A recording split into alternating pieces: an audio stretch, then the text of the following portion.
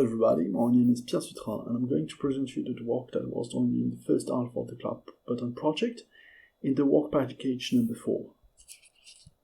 So this work package is driven by IMT. I am professor at IMT, and we have 4 tasks in this work package. We have the programming abstractions for mutable shared data, support for consistency degradation, just right synchronization in the underlying protocols, and in-memory data storage to ensure that things were kept persistent.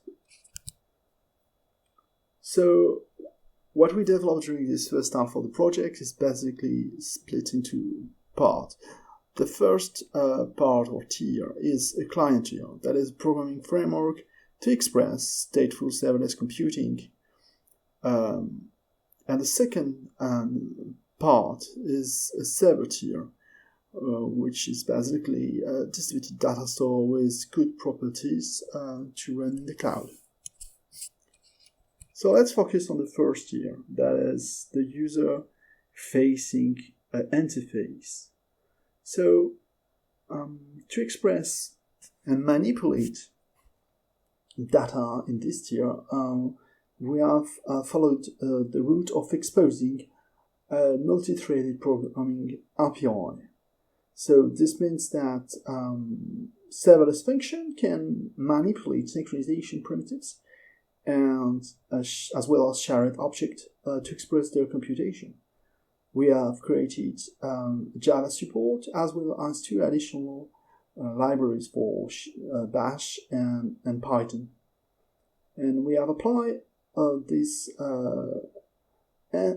library and the underlying runtime to machine learning, web crawling, as well as big data benchmarks. So let's focus on an example to see how we can express a program using our library. So the underlying framework is called Crucial. It allows to express serverless multi-threaded program on top of a serverless infrastructure. So let's consider the example there,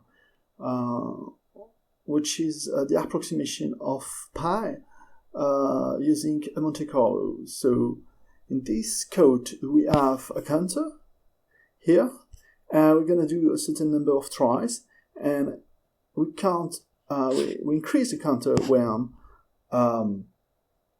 the random number chosen is inside the unit circle. So this is a very classical example of Monte Carlo simulation. So if we want to do that like in the Java language, we would write those 4 lines of code. So let's consider now that we're asking a thread in the machine to do the job. And in that case, we will change slightly the code, the previous code, as follows. We will create a service which will be in charge of invoking the call and executing it. So the call is basically the same lines that we have executed previously. And the counter is this time an atomic counter, an atomic integer, because it's used both by the main thread, which is invoking the service to do the task, and the task itself, because the task is, with this method gated increment, incremented the counter. So this is an asynchronous invocation of the service. So now we can do it, but massively in parallel by simply running more Monte Carlos. So we have again this counter, which is an atomic integer, and it's invoked, it's incremented using the following method of the atomic integer object. And what we're going to do is that we're going to create a range of integer, and for each of these integers, we are going to create a callable, that is a function that will do the job. And we will invoke those 100 invocation, which each of them will iterate as previously 100 times the Monte Carlo trial. And they will run in parallel and increment our counter to give us a better, more accurate evaluation of pi. So the crucial programming interface is very similar to this interface that we can find on into JDK, the Java library. Except that we change, so the service is a serverless service, so we say that we want to execute the serverless function in one of serverless platform, and the object itself is a shared object implemented in the underlying distributed storage.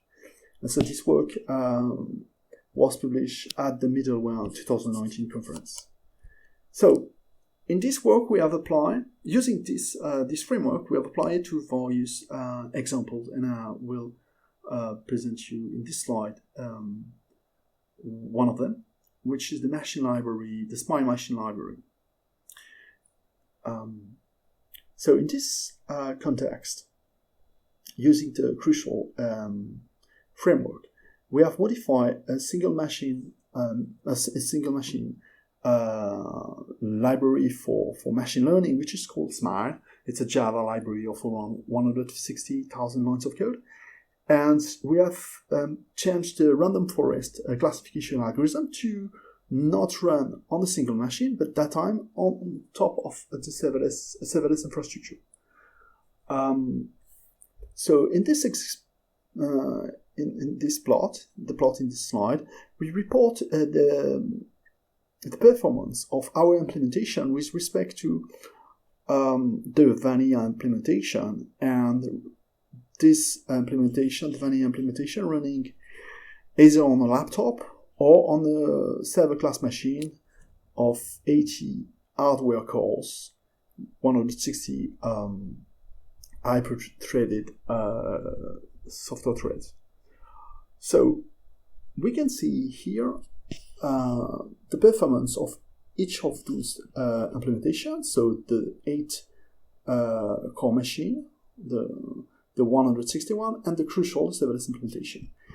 And we create and we run the training phase for 4 different workloads. So we have a sort classification workload, a binary recognition workload by Lecun et al., and credit card classification, fraudulent transaction workload, and a click prediction workload.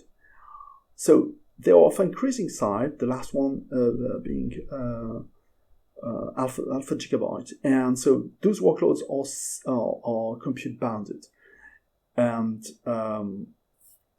we do the classification on each of the implementation, and we can see that the bigger the data set is, the slower, of course, this single machine version on a laptop is.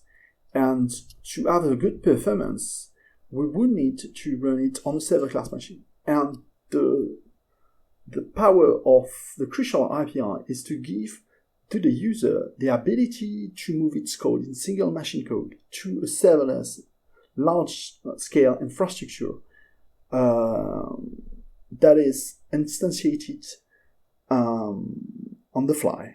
And the performance it obtains, because here we have also 150 tasks running in serverless infrastructure, is very close to what you would have for a server class with a serverless class machine. So instantaneously it has access to a powerful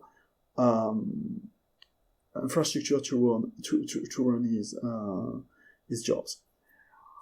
So here in the bottom left, you see a video link. It implies it indicates that if you want more detail, you can look at the dedicated video. So another example is the serverless shell. So the serverless shell is an extension of the classical shell we can find on Unix system to the case to the case of serverless infrastructure. So let's assume we want to compute the average web page size to that, and we will use, for instance, the common crawl index. So common crawl is a very large data set, petabytes of data available in the web. It's renewed every month. It's 4 billion pages that crawl every month to refresh the data set.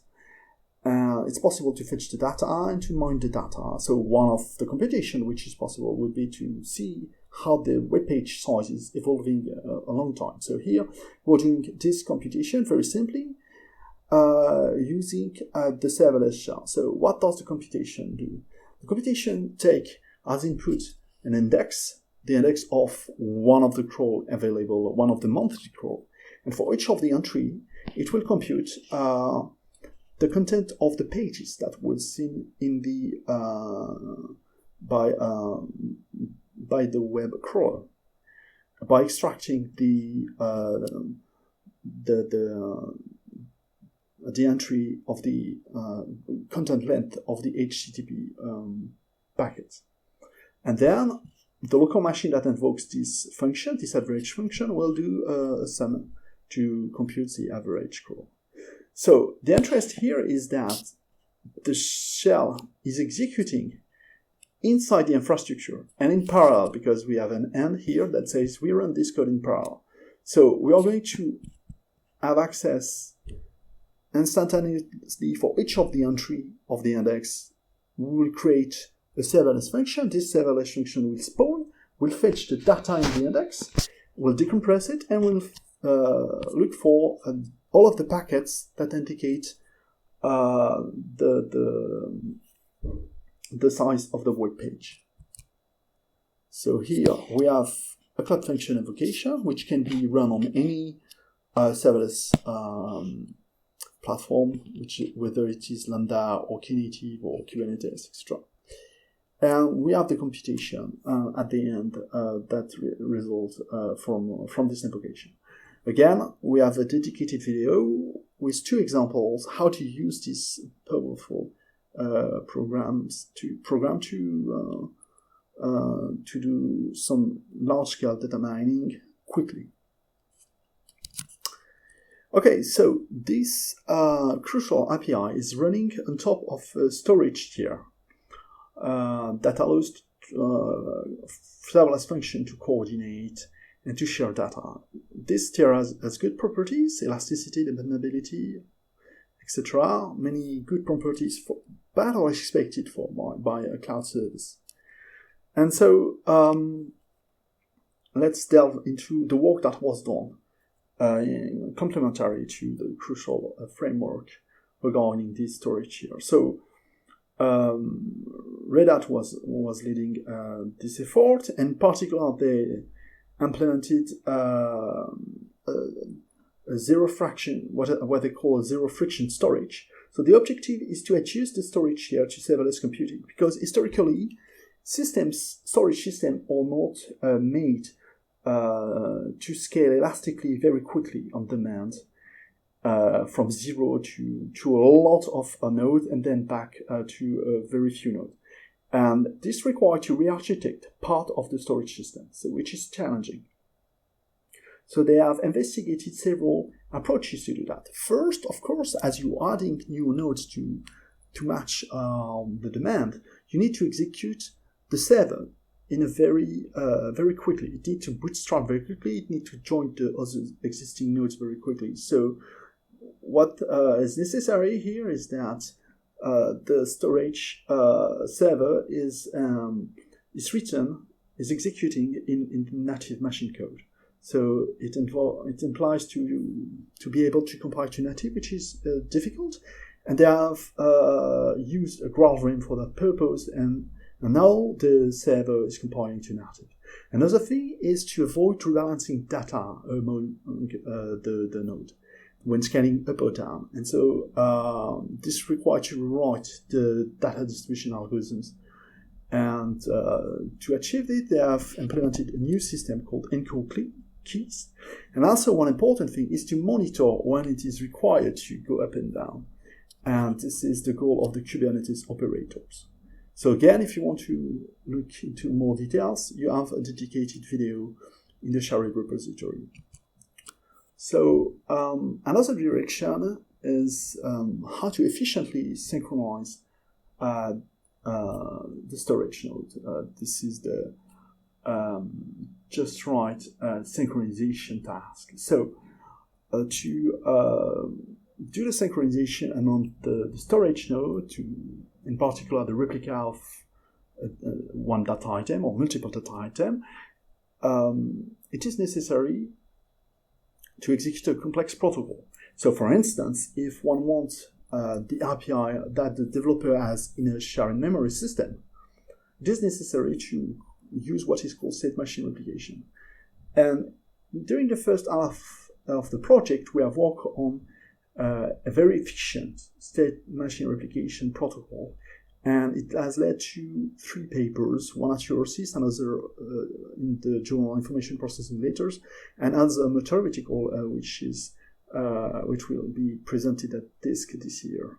We have worked also on new protocols to implement partial replication, and notably multicast, to replace the 1 or 2 inside InfiniSpan, which is the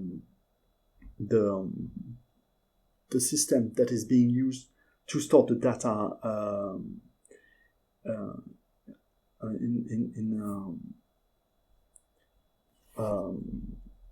in the storage here. And we have also an ongoing work regarding consistency degradation, and the direction we have taken is to consider different criteria with respect to their consensus power. That is the ability to execute a synchronization task and to see how we can change them in a meaningful manner for the programmer. So we can briefly look at one result, which is regarding the YCSB Yahoo Cloud Serving benchmark and the ability of our new protocol to more efficiently synchronize data. So here we have a workload composed of read and write operation, and we change the ratio of operation. The state of the art in terms of state machine replication protocol is Ipaxos, and our protocol is up to 2 times better than the Ipaxos protocol when we are measuring its performance in a distributed system running on top of Google Compute platform. The key idea behind the protocol is written on the right, and it says that to obtain near optimal performance, the idea is to use a tight assumption on the number of failures. And if you have several availability zones, for instance, which are running in different areas, different geographical location, it will be able, for instance, to consider that the number of unavailable sites concurrently is low. It's the value between 1 and 2. And if we do this assumption, if we use this assumption, we can implement a very efficient protocol. We have also worked more recently on the data persistent aspects of the underlying storage system. So the idea here, at the time of the writing of the protocol, we were proposing to offload the data from the in-memory storage layer to a persistent file system, distributed file system. And there have been a recent technological advance at the moment the project has started, which is called non-volatile memory. In particular, the technology we are using is Intel Optane, and it's offering a byte addressable persistent memory with performance very close to DRAM. That is, it's between 3 and 5 times slower. So with this new technology, it's possible to solve to re-architect a distributed storage system in a very efficient manner. And so we have been we have started to investigate this direction to have a better implementation of the persistent backend for InfiniSpan. So our current work is under submission to ASPLOS, and we have created a new framework called GNVM, and the goal is to present data persistence to a Java program in a convenient manner, and to offer strong properties which are stronger than what we would have, for instance, by layering a file system on top of this new technology, this new non-volatile memory technology, while being easy to program with. And so we have some initial results that are reported in this slide. So here we are comparing 3 implementations of InfiniSpan, the vanilla one in orange and green, in which we have either 10% of the persistent data in the cache, or everything is in the cache, and we compare it to our GNVM based implementation, and we can see that we are up to 1 order of magnitude better than the version running with backed by the file system, where persisted data on the file system, in the file system using X4 DAX, which is the file system, the classical file system of Linux, and it's even faster than without any data persistent, and everything is in the cache.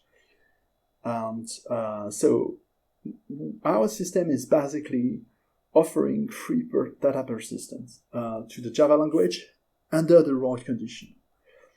And the idea here is to say that we're going to have proxy objects that will offer a very clean and fast interface to the environment, in which you have no data marshalling, for instance, which is the very costly operation, especially for large blobs. And with our approach, there is no need for data marshalling.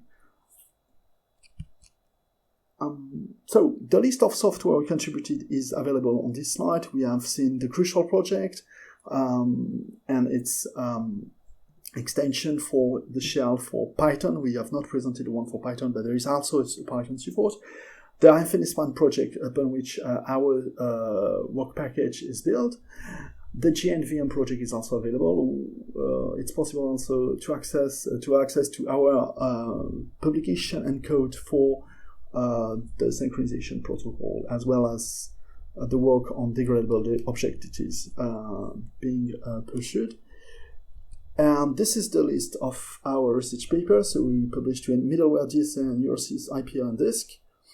And we also participated as invited in an invited talk at in a workshop on the verification of distributed system. The workshop was held jointly with NetEase 2019, and also there was an explanation of the work we have done in the newsletter of the IMT. So thank you for your attention, and enjoy the rest of the presentation and the videos.